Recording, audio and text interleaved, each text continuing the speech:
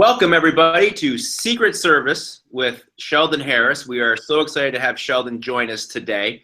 For those of you that have been to our Secret Service Summit before, you know Sheldon has been there too, and maybe you've seen him conduct one of his breakout sessions, which were so highly rated in Cleveland last year. So for those of you that don't know Sheldon, here's a brief overview. Sheldon started his career at Costco and really grew within Costco's organization. He'll share that with us a little bit today. He was also CEO of Cold Stone Creamery. I always get that backwards, and was there at a time where they experienced tremendous growth, which is a really interesting story. And he's also a turnaround agent. He's gone in as interim CEO of a couple of organizations specifically to turn them around and get them back up on their feet. So that's an interesting story as well. And we're thrilled, Sheldon, to have you back at the Secret Service Summit this September 29th and 30th, and can't wait to see you there. So welcome. Great. Thanks, Dave. Thanks for having me on this today, too. Oh, it's a thrill to have you. I'm excited. So let's start with my first question, which goes back to you starting your career, as I mentioned in your introduction, at Costco. And as you know, our summit is all about service and experience. That's what our audience really is in charge of back at their organizations. And Costco is, by the way, known for some really great service and experience. So I was curious, how that all played into your development as an employee, since you got to really start out there as one of your first jobs. Yeah, it was a great place to begin my professional journey. I was there 13 years overall, starting at an entry-level position and then working my way slowly up to running a building, and had a chance to do multiple buildings like that.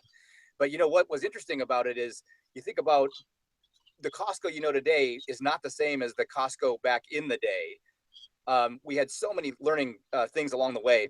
And one of the things that I think would be of interest to everybody is, Costco today is known for service. They know who their market is. They know how to take care of people. They've got this wired down. But I want to share an example of back in the early days when we didn't have it figured out. And in those days, people weren't really clear on what the wholesale club experience was supposed to be. They'd often come by on their way home from work, pop in real quick and want to grab their milk, bread, and eggs. And of course, they were extremely upset when they found long lines with big flat carts and all kinds of merchandise on there. And this was making people very, very unhappy. So as a warehouse manager, I was being pummeled on a daily basis by upset customers, which I hate upset customers. I want to make them happy. And yet we kept asking, myself and other warehouse managers, could we please put in an express lane and help these people out? And we kept getting the word back from the home office in Seattle that no express lanes. Well, finally, at one point, we were in a conference with Jim Sinegal, our outstanding CEO for all those years. And he announced from the podium on stage that we were going to put in express lanes. All of us in the audience who ran buildings were very excited to hear this news. And after we got through applauding loudly, Jim explained there was going to be a couple different things about our express lanes.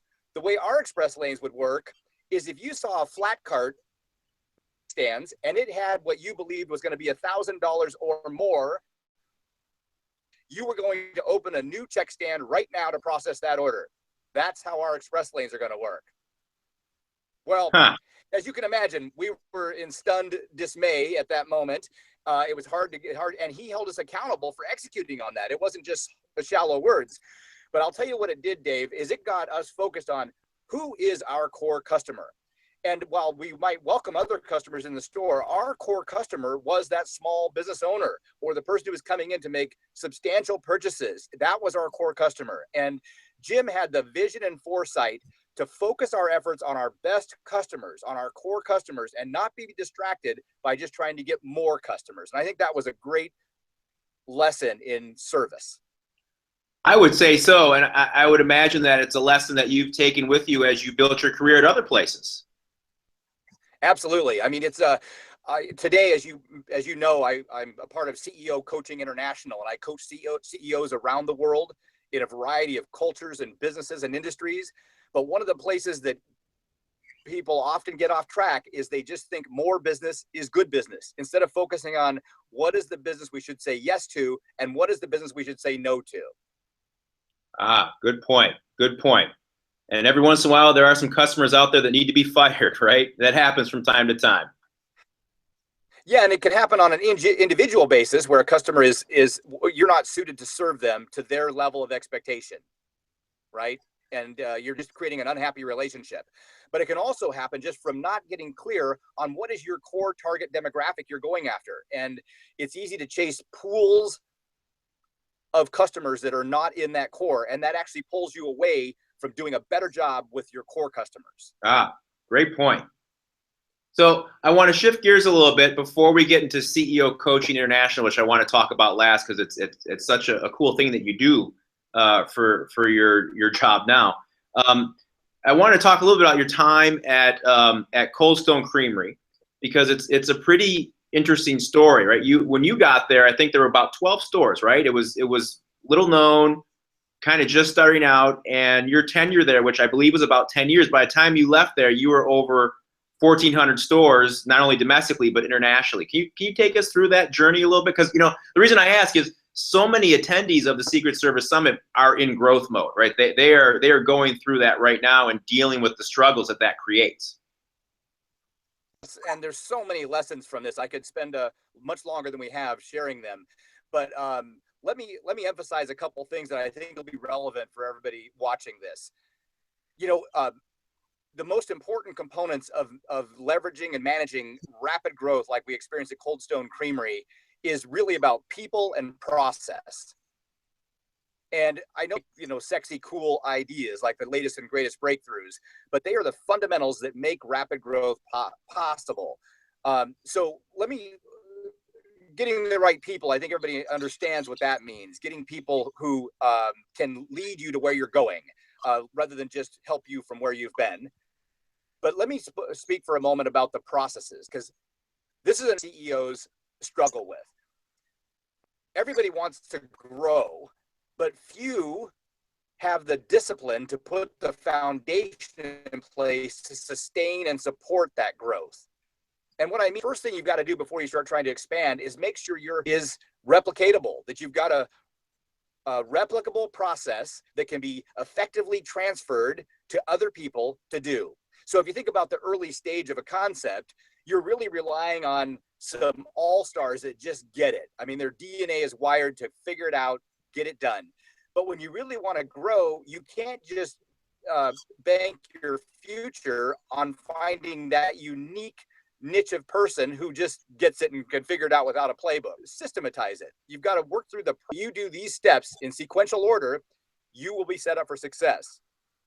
In franchising, that's critical, but it's also critical in a corporate operation. If you're trying to grow multiple units or offices or businesses, you've got to make sure that the foundation of the process is right. So when I reflect back at Cold Stone Creamery, in our rapid growth, we got to where we were opening a store a day somewhere in the world. To do that, we couldn't be micromanaging. We would not have been successful, but we had a process that was so rock solid that if you followed that process, you would be set up for success. Wherever a struggle occurred, we often could go back and diagnose it specifically to a breakdown in following the process. So I'd leave you, the takeaway for this, Dave, is growth is exciting. But don't get so that you don't take time to do the heavy lifting of laying the foundation to sustain that growth. Interesting. You're right. I see it all the time where organizations get so caught up in keeping up with the growth, they lose focus on those fundamentals you're talking about. That's a great point. Yeah, and I've had the pleasure of diving in and doing a turnaround in an organization. And often the root causes of that issue was exactly what we're talking about here. They had something that was working. They threw gasoline on the fire. And next thing you know, it was growing faster than their systems and structure could keep up with. Wow. That's a great segue to my next question, because I wanted to ask you about those turnarounds. There's two that I know of where you went in as an interim CEO, basically kind of a 12 to 18 month engagement to come in and fix the organization. So first of all, I'm curious, what sort of mindset do you have going into that? And then what are some of the processes you use to make that happen? Sure. So, People who know my story often ask, how is it that I can be somewhat successful in such a variety of industries and businesses, many of which I know nothing about? And I always say it's because of this. No matter what business you're in, you're really only in one business.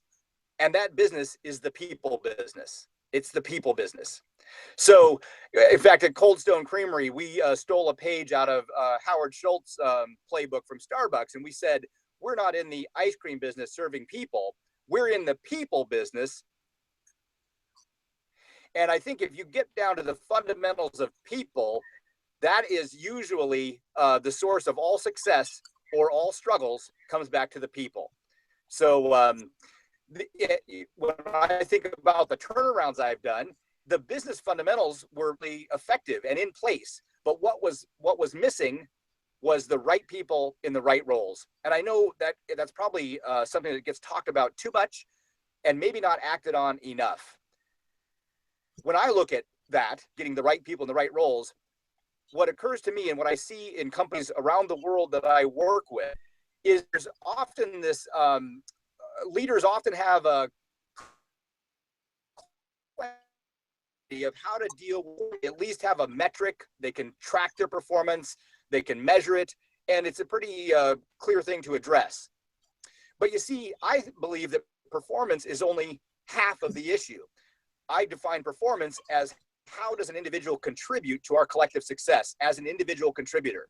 And that can, a performance can be quite its own right. But that's only half. The other half of the puzzle, Dave, is behavior. And by behavior, in my book, I define that as how we are impacting performers that are on our team. And what I find often is we have some star performers who are very poor on the behavioral side. They're great at their own performance, but they're undermining the success and the performance of every other player on the team. And those are the issues that often go unaddressed and work like a cancer in the organization to, first off, erode culture tremendously. And of course, that's the leading edge is culture. And then the lagging result is the results of the business. And both of those go down the tubes.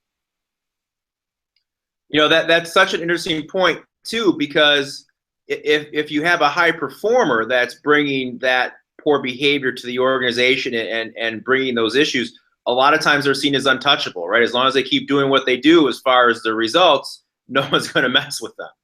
That's so true, Dave. It's so common. And there is short-term pain if you have to address a performer with poor behavior. And when I say address it, it doesn't mean that you move right to firing them, but you've got to be as assertive in calling out the shortcomings they're having on the behavioral side as you are on their performance, if they had performance issues, and that could lead to them leaving the team. Short-term pain, but man, Dave, I've seen this over and over and over again, long-term gain once you've done it. And one of the things I love to say to a group of CEOs if I'm speaking at an event is, you know, everybody in the audience has fired somebody before. How often have you fired somebody and then in hindsight wished you'd waited longer to do it? Well, never has a hand gone up in all my time of sharing that. So, but almost always we have the sense that, man, I should have done it sooner. And usually in those instances we're talking about, it's not the performance-related issues. Those are usually clear. It's almost always back to the behavioral side. So I think the key point I'd like to emphasize is just as a leader, as a CEO, as an executive, we have the right to expect excellence from our people. Now, that starts with ourselves. We should be bringing our A game every day, but we have a right to expect excellence. And I would contend that our best performers actually expect us to deliver that, to hold others to that same high standards of excellence in both performance and behavior. Yeah, great point. I like that very much. So let's talk about today, Sheldon, because as we talked about earlier, you are a partner and a COO of CEO Coaching International. So I'm sure a lot of our viewers would love a better understanding of exactly what you do and how you do it. I also want to share that your breakout session last year at our summit was hugely popular. I think you were the highest rated breakout we've ever had. So congratulations on that. Yeah. And that's why we're so eager to have you back and hear what else you want to share with our audiences, and they do too. But can you take us through a little bit what you do in your current role and how you're helping these organizations? What your process is a little bit? Sure, sure. I'm so happy with what I do today and the impact that it makes on the lives of leaders, the teams that support them, and the communities they serve. CEO Coaching International. There's 5 of us that are partners in the firm, and we coach about 130 CEOs globally. These organizations are usually small to mid-size, anywhere from 500 million in annual revenue down to just a couple million in annual. They all share something. Every CEO we coach is willing to, they'll step out of their comfort zone in order to learn better ways of doing things and take their organizations to the next level. Now, that may sound like a small thing, Dave. We all know that CEOs are usually very good at getting their people pushed out of their comfort zones. But when it comes to a CEO having the courage and the fortitude to be able to step out of our own comfort zone and say, wow, what you're advising me to do, coach, doesn't it's not something I've tried. It doesn't really resonate with me, but based on my willingness to give this a try, I'm going to step out of my comfort zone and try it. And that's where the gold lies. The things that I currently coach 30 CEOs globally, all one-on-one coaching. And what I bring to them, what the objective here is to help them be more successful. And let's start by identifying what is success. When I say success, it's probably a lot of things to a lot of people, but I look at it as growth in revenue, growth in profit, and an increased sense of peace and clarity. So these are these to our CEOs, and their performance against their peer group is outstanding. That's part of the reason that that CEO coaching is so respected in the space, because it is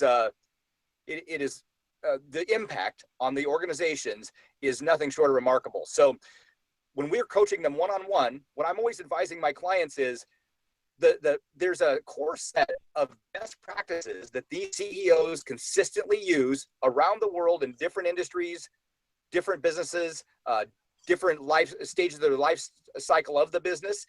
And rather than reinvent the wheel, like most creative CEOs want to do, let's go back to some tried and proven best practices that work consistently over and over and over again. And that's really what we bring to the CEOs. And when they implement them, the proof is in the pudding with success, as I've defined it to be, in terms of remarkable growth in revenue, profit, and peace and clarity in their life. Excellent. Yeah, that sounds like a very worthwhile investment. Yeah, it's something that, I get a great deal of reward out of, because look, at this stage of my life, it's really, my joy is about the impact it's making on the lives of others. And, when I hear the feedback from the CEOs that I work with and their team members, how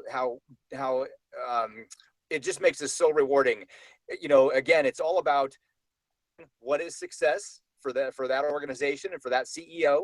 What are the steps that are tried and proven to lead to that outcome?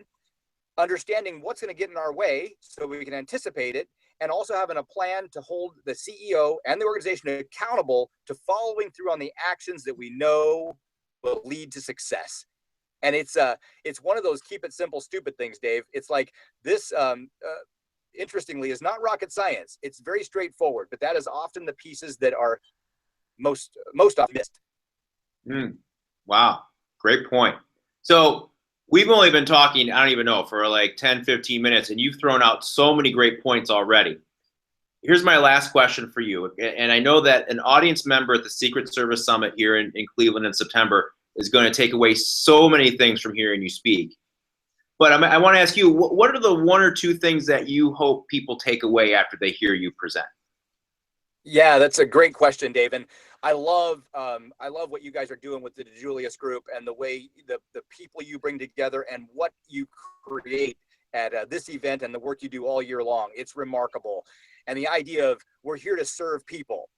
And that's our employees, that's our customers, the marketplace, the communities we serve, and how can we do it better? And I just got to say, you guys are hands down the best in the world at this. And I'm so happy that we've been able to lock arms with multiple clients and bring what you do to them. When I think about the audience we're going to have in Cleveland, which I'm so excited about seeing everybody, what I want to be able to share with them is some of these things I was alluding to a moment ago, which are, what are the best practices that the top performers in the world are using to make their organizations more successful and to be more successful as leaders. So my messages will be all framed around these best practices of top performers. I find that every audience I speak to can take real world value from this, not theoretical value, but things that they can take and apply to make their business and themselves more successful. Excellent. Excellent. And you know what? That's just what our audience is looking for. So I'm excited to see you myself. I know our audience members are excited to see you again. That's the Secret Service Summit in Cleveland, Ohio on September 29th and 30th. And Sheldon, thank you so much for that compliment. I do appreciate it. I love my job. I love what we do. And I am equally excited when I see that you are going to be at a client as well when I am there, because it's so much fun for me to get a chance to sit in and hear one of your presentations, or even just to have a hallway conversation with you, because what you do and the passion you bring is really fantastic. Well, thanks, Dave. Yeah, and I so look forward to seeing you and John and the gang, and then all the people that will be in attendance. Last year, your event was off the chart. I met so many wonderful people, many of whom I'm still in relationship with today, and I look forward to meeting a bunch of more new and old friends at your event. Well, we can't wait for September and to see you here, Sheldon. Again, Sheldon Harris, partner and COO of CEO International. Thank you so much for taking the time to join us, and we'll see you in September. Thanks, Dave. Have a great day. You too.